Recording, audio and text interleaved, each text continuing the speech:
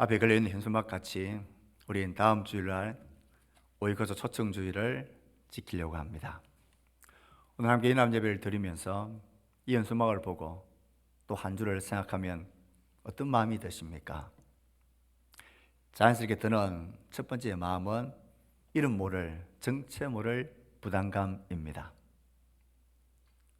내가 품고 초대한 저 뺀질거리는 저 사람이 올까? 이번에는 또 어떤 핑계를 대고 싹싹싹 빠져나갈까? 또 거절당하면 내 마음이 어떨까? 괜히 초대한다고 예수 믿으라고 말했다가 그와 좋던 나와 사이가 멀어지고 서먹해지면 어떡할까 하는 일종의 두려움도 혹 있을 수 있습니다. 이런 부담감과 함께 내 안에서 이 부담에서 벗어나려고 하는 묘한 심리전이 시작됩니다. 복음 전도는 특별한 사람만 하는 거지 나같이 평범한 사람이 어떻게 그것을 해? 내게 무슨 대단한 능력이 있다고 그런 일이 내 삶 가운데 일어날 수 있을까? 안 되는 게 정상이지. 언젠가 하나님 일하시면 그 기적들이 일어나겠지. 급할 게 뭐 있냐? 한 해 뒤에 하는 것도 아니고 또 올해뿐인가 내년도 있고 또 다음도 있으니까 그때 잘하면 되지. 이런 부담감과 회피를 계속하다 보면 이런 초청주일이 지나가야 될 하나의 행사로만 끝나게 됩니다. 또 내 마음에서 그렇게 여기게 되니 내 마음이 편해집니다. 심지어는 그냥 눈 한번 딱 감으면 지나가는 1년 행사이니까 뭐 그렇게 마음 쓸 것 있냐.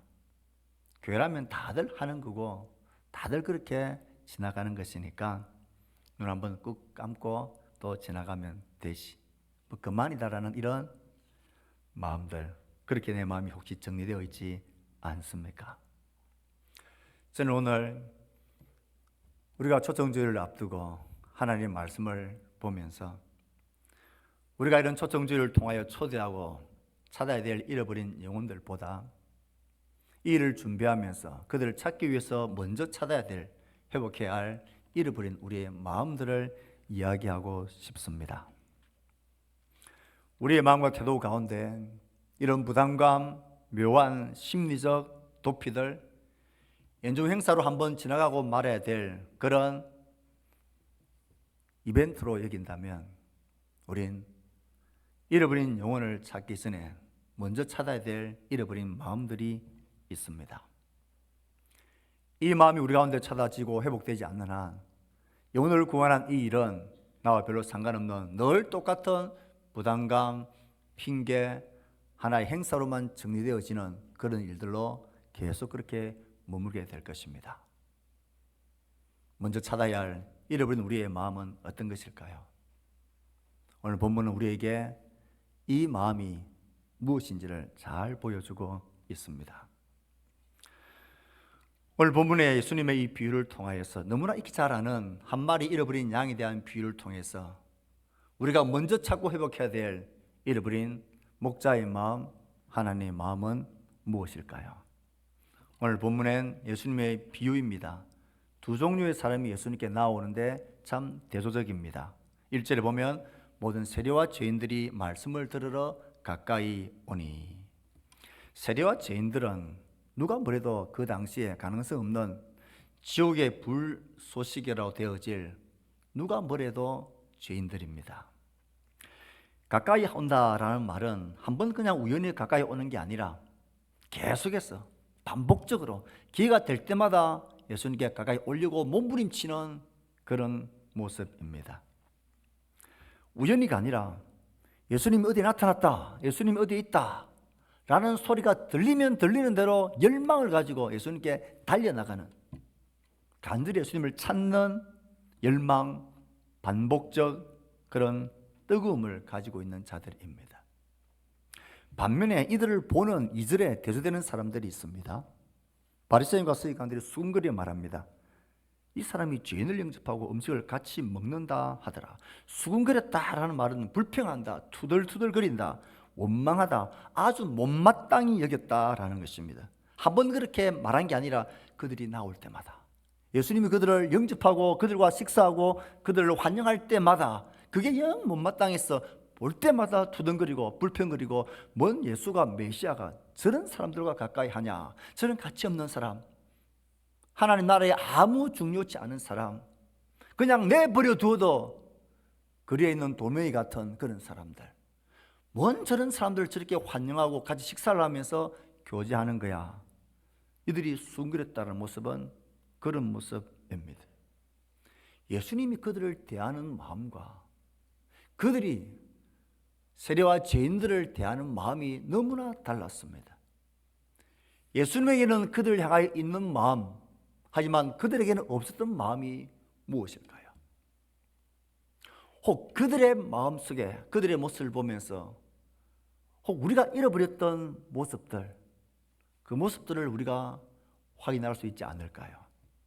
그들은 왜 불평했을까요? 왜 저들이 나오는 것을 숭그리며 못마땅해 했을까요?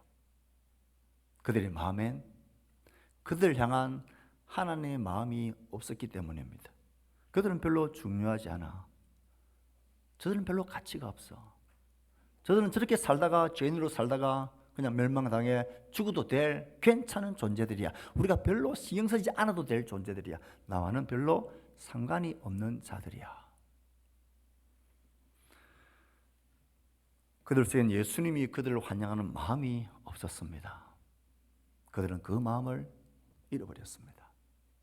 그들을 소중히 여기는 마음, 그들을 향하여 애틋한 마음, 그들을 환영하고 다시 그들을 찾고 싶어하는 그 마음이 그들에게는 없었던 것입니다. 이 상황과 이 마음을 딱 보신 예수님께서는 그들에게 이 비유를 하시고 있는 것입니다. 그러니 예수님의 이 비유는 그들이 잃어버렸던 목자의 마음, 하나님의 마음, 그들의 모습 속에 혹 우리가 지금 잃어버리고 있는 목자의 마음, 하나님의 마음이 무엇인가를 우리 가운데 잘 보여주고 있습니다. 이 마음은 잃어버린 영혼들을 품고 기도하고 찾기 위해서 애쓰는 우리가 먼저 찾고 회복해야 할 마음입니다. 이 잃어버린 목자의 마음, 하나님의 마음을 찾고 회복하지 않는 한 영혼을 구원한 이 일은 우리와 아무런 상관이 없는 감동 없는 귀찮은 성가시는 일에 지나지 않게 될 것입니다. 그들이 없었던 마음, 혹 우리가 잃어버렸던 마음, 우리가 찾아야 할 목자의 마음, 하나님의 마음은 어떤 모습입니까? 우리 4절 말씀을 읽습니다. 시작.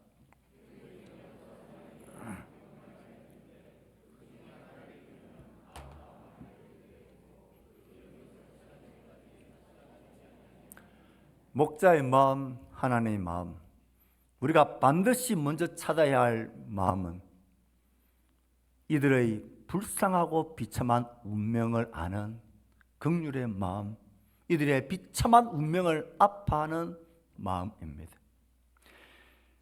양 100마리가 있는데 그 중에 하나를 잃으면 이 잃었다라는 단어, 아폴루미라는 이 단어, 잃었다라는 단어는 단순히 내가 잃었다, 놓쳐버렸다, 내가 분실했다 라는 정도의 의미가 아닙니다. 이 단어는 망한다, 파멸하다, 죽게 되다라는 의미를 가지고 있는 잃었다라는 단어입니다. 단순히 길을 가다가 길을 잃은 정도, 그래서 정신을 차리고 좀 돌아가면 되는 정도, 시간이 지나면 자연스럽게 내가 지금 잘못 가고 있네 스스로 깨닫고 스스로의 힘과 자각을 가지고 그 길을 다시 찾아올 수 있는 그런 이름이 아니라 잃어버린 한 마리의 양, 이 양은 다시 스스로 그것을 찾아갈 수 있는 능력이 절대 없는 무력한 잃어버림, 그에게 닥쳐질 100%의 운명은 죽음과 사망의 꼴자리로 사나운 짐승들의 밥이 될 수밖에 없는 그 철저한 파괴와 철저한 멸망의 잃어버린 모습입니다. 길을 잃어버린, 목자를 잃어버린 양의 운명은 시간이 가면 어떻게 해서 살 길이 스스로 찾을 수 있거나 스스로가 힘을 깨닫고 내가 목자에게 돌아가야지, 난 지금 잘못 가고 있어, 그러면서 위험과 어려움과 도적들이 올 때에 스스로가 그것을 방어해내고 막아내고 스스로가 살 길을 찾을 수 있는 가능성이 0.0001%도 없는 그런 비참한 운명의 잃어버림이, 이 잃어버린 한 마리의 양의 현실이라는 그것입니다. 잃어버린 양의 상태, 목자에게서 몰래 떠나 있는 양의 운명은 아무런 가능성과 소망이 없는 절대 저주와 절대 죽음의 비참한 운명의 그 모습이 그들의 현주소라는 것입니다. 이들의 비참한 운명을 알기에 목자는 가만히 있을 수가 없는 것입니다. 우리가 이런 영혼에 대한, 우리가 품고 있는 영혼들에 대한 그 마음들 중에 우리가 희미해졌고 언제부턴가 그냥 막막해져 버린 마음 중에 하나가 그들의 실제적인 비참한 운명에 대한 그 비참함을 제대로 아는 마음들이 점점 무뎌져 가고 있는 것입니다. 우리는 이런 생각을 가집니다. 오늘만 날이가 살다 보면 어린이를 생기면 그가 스스로 깨닫고 하나님을 찾고 그 앞에 올 수 있게 될 거야. 스스로가 그 길을 잃은 것을 알고 마음을 돌이켜 그 길을 찾아올 수 있을 거야. 아직은 때가 아니라서 그래.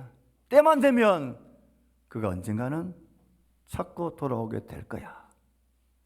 이런 안일한 마음의 생각들을 가지고 있습니다. 오늘만 날이가, 내일도 있고 내년에도 있고 또 지금까지 있었던 것처럼 그렇게 계속 있을 거다. 이런 양의 운명은 그럴 가능성이 없는 잃어버림입니다. 하나님에서 멀리 떠나버린 모든 인생의 비참한 운명은 이런 무력한 모습입니다. 그들은 스스로가 죄에서 돌이켜 내가 죄인이구나, 내가 살 길은 예수 그리스도 그 하나님의 대속의 사랑밖에 없구나 스스로 깨닫고 돌이키며 찾아올 수 있는 이름의 상태란 아무도 없는 것입니다. 그들은 그렇게 살다가 이 땅이 다인 줄 살다가 자랑하며 떵떵거리며 사는 것이 인생의 복인 줄 알며 살다가 그렇게 죽음을 맞이하고 죽음을 위한 모든 것이 끝이라고 생각했는데 그 위에 있게 될 영원한 심판대 앞에 서게 될 것입니다. 생명의 부활로 영원한 죽음의 부활로 그 앞에 서서 황망해야 할 영혼이 그게 그들의 진짜 모습이고 현실입니다. 이런 양은 스스로가 돌이킬 수 있는 기회와 힘이 전혀 없는 존재들입니다. 그래서 목자는 가만히 있을 수가 없는 것입니다. 세례와 죄인들을 환영하는 주님의 마음이 그 마음입니다. 우리가 이런 초청주의를 생각하고 준비할 때마다 이 마음을 다시 찾으셔야 합니다. 그들의 철저하게 무력하고 살 길이 없는 그들의 절대 비참한 영혼의 저주와 운명의 상태에 대해서 다시 한번 우리는 마음의 선명한 각인을 해야 합니다. 이 마음을 찾지 않는 한 우리의 모든 초청주의는 또 하나의 행사가 될 거고 또 하나의 부담감과 묘한 심리감의 전쟁으로만 끝나게 될 겁니다. 두 번째 우리가 찾아야 할 마음은 뭘까요? 4절 말씀을 다시 한번 읽어봅시다. 시작.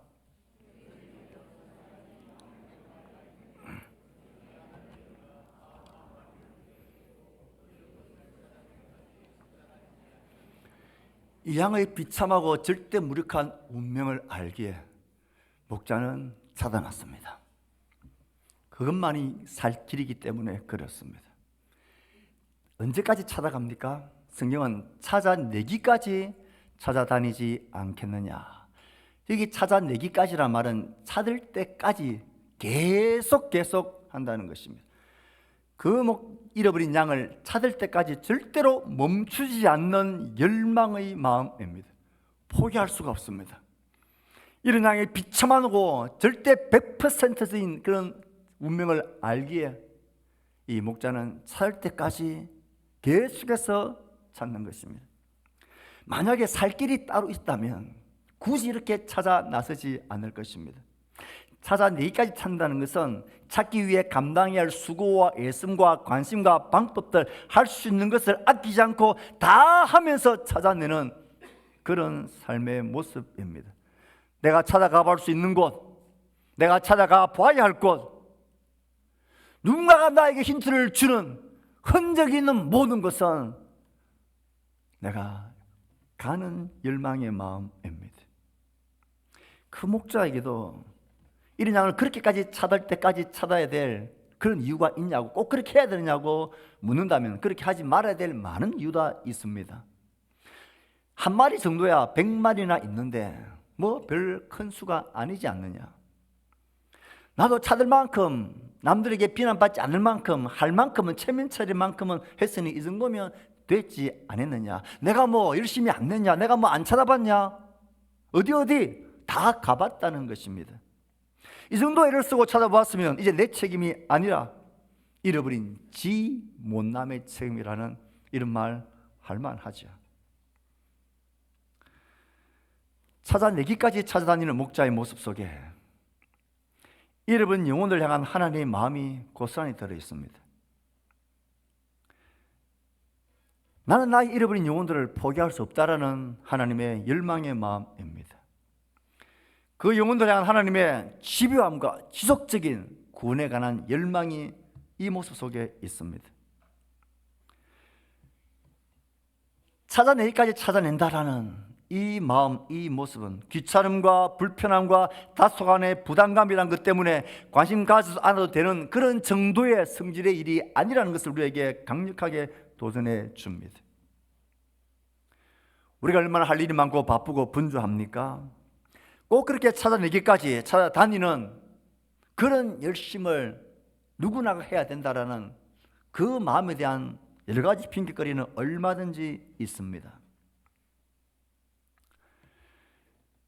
찾아내기까지 찾아다니는 이 목자의 모습은 그 영혼의 비참한 상태를, 잃어버린 양의 비참한 상태를 아는 것만큼의 삶의 모습으로, 일상으로 나타나는 것입니다. 저는 이 말씀을 생각하면서 우리 교회가, 우리가 성도로 사는 한 잃어버린 영혼을 찾는 영혼 구원의 기적을 이루기 위한 이 삶은 한 해 한두 분의 행사나 사건으로 지나치고 그렇게 말아야 될 일들이 아니라는 것을 깊이 강조하고 싶습니다. 잃어버린 양을 찾을 때까지 찾아내는 그 삶은 그 양을 찾아 나선 목자의 삶의 일상입니다. 먹든지 마시든지 쉬든지 무슨 일을 하든지 그의 마음속엔 그를 찾는 것이 내 삶의 의미라는 그런 강력한 마음이 그 속에 있습니다. 찾아내기까지 찾아다닌다는 것은 나의 삶 가운데서 하나님 나에게 맡겨주시고 찾아내기를 원하시는 그 영혼들에 대한 우리의 삶이 우리 삶 가운데 그대로 배어 있어야 합니다. 이건 한두 분의 어떤 사건이나 이벤트가 아니라 우리 성도의 삶의 일상이어야 합니다. 늘 기도할 때마다 그들의 이름들이 올려져 있어야 되고요, 뭐 크고 작은 일이 있을 때마다 그들의 영혼에 대한 관심들이 우리 가운데 있는 구원의 역사는 우리의 일상이지 삶의 평범한 모습이어야 합니다. 그러면서 이런 생각을 합니다. 왜 우리는 VIP라는 단어도 있고 태신자라는 단어도 있고 새신자라는 단어도 있는데 왜 하필이면 오이코스라는 단어를 쓰느냐는 것입니다. 오이코스라는 단어는 집, 가족, 확대 가족이라는 의미입니다. 왜 하나님은 우리를 가족이란 이 끊을 수 없는 관계로 연결시켜 놓았을까요? 왜 하나님 우리를 그와 나이가 우정이라는, 친구라는 끊을 수 없는 일상의 관계로 연결시켜 놓았을까요? 왜 하나님은 그를 나와 선후배라는 관계로, 이웃이라는 관계로, 내가 눈만 뜨면 보게 되어지는 일상의 삶 가운데 그들의 관계를, 우리를 세팅을 시켜놓고 이 관계를 끊을 수 없는 관계로 연결시켜 놓았을까요?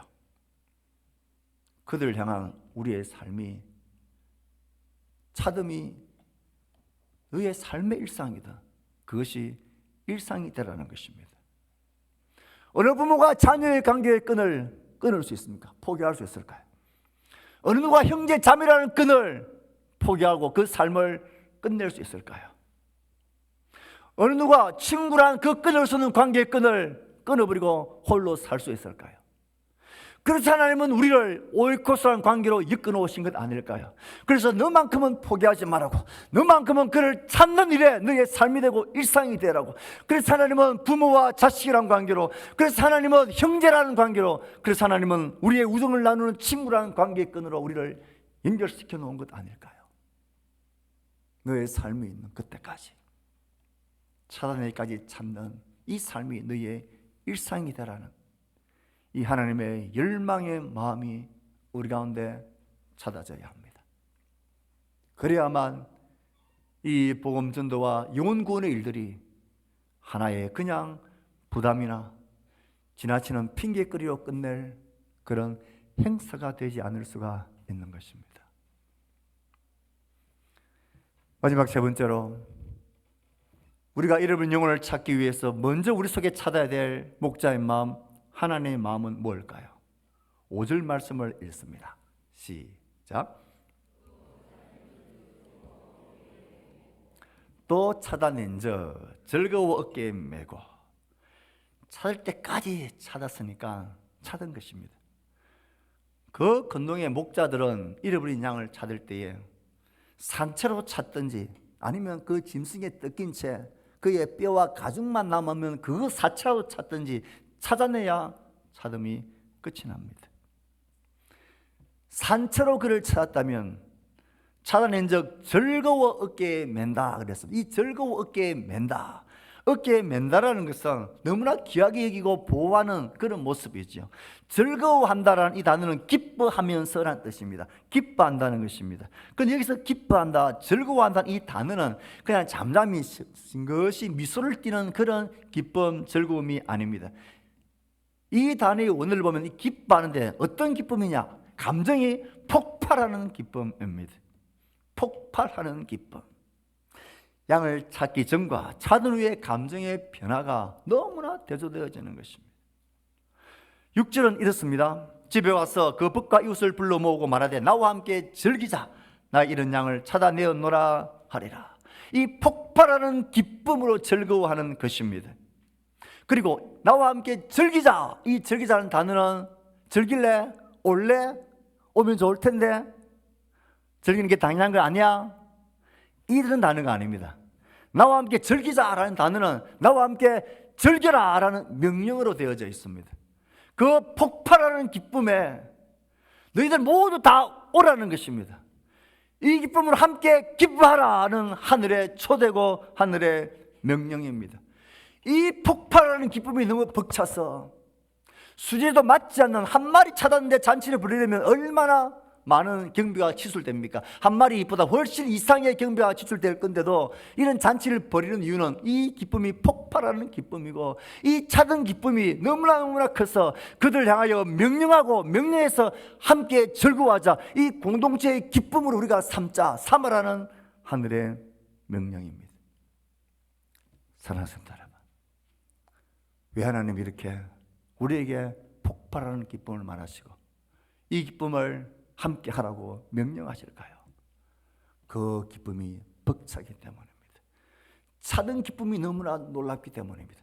그 어떤 것들보다도 이 찾은 기쁨을 잃어버리지 말라는 것입니다. 절대 잃어버릴 수 없는 하늘의 폭발하는 기쁨이라는 것입니다. 그런데 더 놀라운 사실은 이 비유를 말씀하시는 결론에 있습니다. 7절 말씀을 같이 읽습니다. 시작.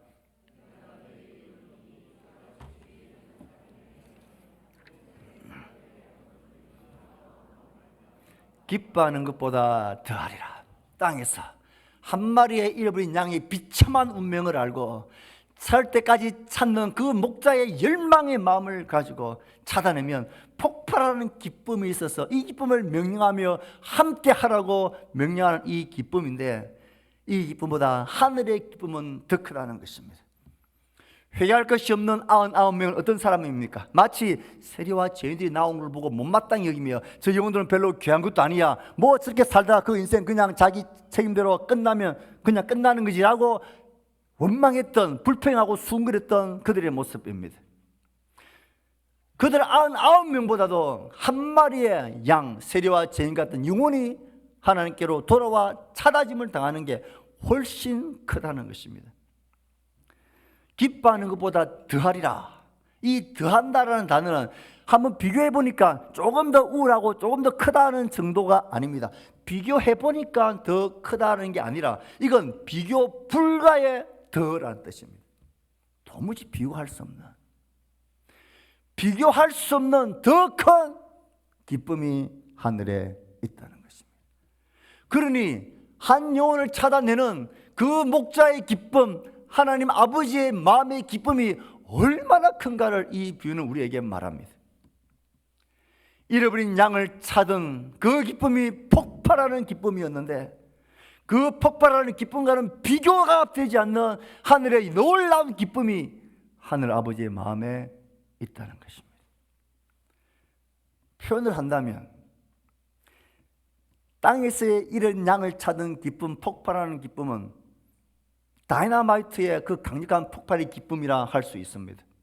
하지만 그보다 더한 하늘의 기쁨, 한 영혼을 찾는 기쁨은 비교한다면 이 지상에 있는 모든 핵폭탄을 다 모아서 일제히 터뜨리는 비교 불가의 기쁨이 하늘의 기쁨이라는 것입니다. 그러니 주님께서는 이 비유를 통하여서 이것을 기뻐하는 하늘 아버지 목자의 마음이 얼마나 기쁜 것인지를 우리에게 강조하고 있는 것입니다. 핵폭탄급 폭발의 기쁨이 하늘의 기쁨이라는 것입니다. 이 기쁨이 이렇게 감동적인 것은 하나님이 먼저 우리를 찾으셨던, 그때 하나님이 내 영혼을 보고 기뻐하시던 기쁨이 꼭 이와 같은 기쁨이라는 것입니다. 하나님이 잃어버린 양 같았던 나를, 그 비참한 나의 운명과 처참한 운명을 아시고 나를 찾아내시는데 어떤 방법까지 쓰셨습니까? 그 아들을 내어주는 방법까지 할 수 있는 모든 방법을 다하여 하나님은 나를 찾아내시고, 그리고는 미칠 듯이 하나님이 기뻐하시는 거예요. 세상에 그 아들을 내어주고 그런 큰 희생을 치르고 찾은 나 같은 이 한 영혼을 생각하면 하나님이 이렇게 기뻐한다는 게 이게 무슨 이유입니까? 도대체 이해가 되지 않는 하나님의 기쁨이지 않습니까? 그런데 하나님은 그렇게 나를 찾으시고 기뻐하셨듯이 하나님이 나를 오이코스라는 관계로 이끌어 내가 포기할 수 없는 그 관계의 끈을 이끌어 그들을 위하여 내가 품고 기도하고 사귀고 그들에게 복음의 말씀을 듣게 해주는 이 일을 통하여 하나님이 그 영혼을 나를 찾듯이 찾으셨을 때에 그렇게 하나님이 기뻐하십니다. 이 기쁨에 너희들 함께 하라고 우리에게 명령하시고 있습니다. 그러니 어떻게 이 마음을 안다면 그냥 부담감을 떨쳐버리고 이런저런 무관심으로 그냥 끝나도 좋은 괜찮은 일일 수 있겠습니까? 사랑하는 성도 여러분, 저는 이 비유의 말씀을 생각할 때마다 하나님의 이해할 수 없는 그런 기쁨이 정말 놀랍습니다. 여러분들 중에 있는 가장 소중한 게 뭡니까? 눈이 누워도 아프지 않을 내 자식을 내어주고 겨우 찾은 게 이런 양같이 못난 나 한 사람인데, 나 같으면 이런 생각 들었어요. 내가 미쳤지. 내가 미쳤다고 이 독생자를 내어주고 이 못난 놈 하나 내가 찾으려고 이 독생자를 내가 십자가에 내어줘. 이건 미친 짓 아닙니까? 이건 미친 사랑 아닙니까? 근데 하나님은 그것을 후회하지 않으시고 폭발할 때 하나님이 기뻐한다는 사실이 도대체 그 마음이 어떤 마음이겠습니까? 잃어버린 양의 비유에 우리가 먼저 찾아야 할 마음이 이 마음입니다. 이 마음을 우리가 찾는다면 화려하고 놀라운 홍보가 없어도 이것은 우리의 삶의 일상이어야 합니다. 내 숨이 끊어지는 그날까지 절대 끊을 수 없도록 관계로 연결해 놓은 나의 오이코스를 향한 우리의 포기할 수 없는 삶의 특권입니다. 사랑하는 성도 여러분, 이 남은 한 주간 우리 뭘 해야 할까요? 우린 그 영혼들을 찾으시는 하나님의 마음과 손길이 그들 가운데 임하기를 간절히 기도하셔야 합니다. 자신의 비참한 운명에 대해서, 삶의 공부함에 대해서 그들이 고민하게 해달라고 기도해야 합니다. 무엇보다도 잃어버린 영혼을 찾기 위해서 먼저 찾아야 될 잃어버린 목자의 마음, 하나님의 마음을 우리가 찾게 해달라고 기도해야 합니다. 그들의 비참한 절대 무력한 운명을, 현실을 불쌍히 아파하는 마음을 찾도록, 우리 하나님 나를 찾기 위해서 찰 때까지 찾아내셨던 그 모든 열망의 마음이 내 속에도 찾아지기를, 폭발할 듯한 하늘의 기쁨이 나의 기쁨 되어지로 이 마음을 찾읍시다. 그리고 하나님께서 우리를 통하여 또 하늘의 큰 기쁨과 감격들이 일어나게 되어지는 그런 공동체 되도록 우리 하나님 앞에 한 주간 기도하며 섭시다. 이 한 주간이 끝나는, 그냥 지나가는 행사가 아니라 내 평생에 계속되어지는 삶의 일상이 되게 해달라고 우리는 그렇게 하나님 앞에 서야 할 것입니다. 사랑하는 형제 여러분, 신앙생활은 화려하지 않아도 나의 본질을 그렇게 살아내는 것입니다. 하나님의 선한 백성으로 나의 가정과 삶의 자리에서 그 말씀을 따라 살아내고, 하나님 나의 일상 속에서 연결시켜 놓은 나의 오이코스를 품고 기도하고 사귀고 초청하며 그 영혼을 찾아내기 위한 애씀에 내 마음을 쏟으며 사는 것입니다.